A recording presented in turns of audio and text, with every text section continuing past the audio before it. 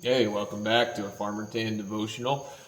Today we're going to be in the book of Colossians if you want to flip over there with me. And let's just kind of start off by thinking, how do you interact with people in conversations, or who are some people you just really enjoyed talking to?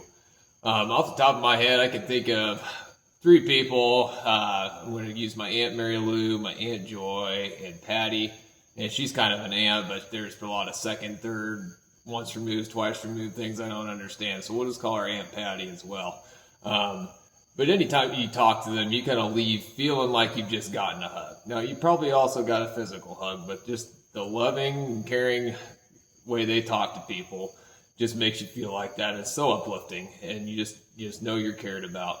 And then there's kind of the people who can make lemons out of lemonade, right? You just, every time you see them approach, you're just like, oh man, I don't know how they're going to make something bad out of this day, but if there's a way to find it, they'll find it.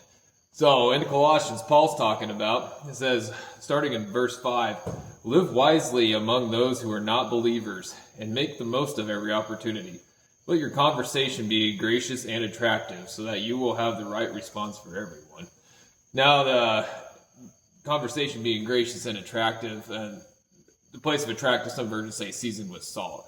I'm not much of a salt guy myself, but just think about kind of that food, those fries from that, insert your favorite restaurant here, that are just seasoned just right. Just that's the way our conversations ought to be as Christians. So if we're living wisely, that way when we encounter people who may or may not know Jesus, and we might not know that when we're around them, right?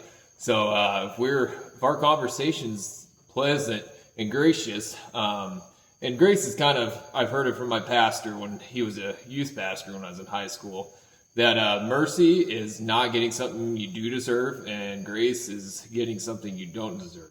So in our conversation, if we're extending grace and it's seasoned with grace, that means maybe we're always talking good about people, even when we have just as easy an opportunity to maybe talk down about somebody. So if you're around somebody that's constantly talking down about other people, it doesn't really make you want to live your life the same way they do, right? It's just kind of they're negative all the time. So our conversations need to be gracious. Are we extending that grace to other people and seasoned with salt? And are we living wisely? The way we live has a big impact whether people come to Christ or not. So let's just be more like my aunts, and that every conversation leaves people feeling loved, and they want to know more, like, why are they that way? And that way they can be led back to Christ, and we will have the right response for everybody. So I hope you all have a blessed week.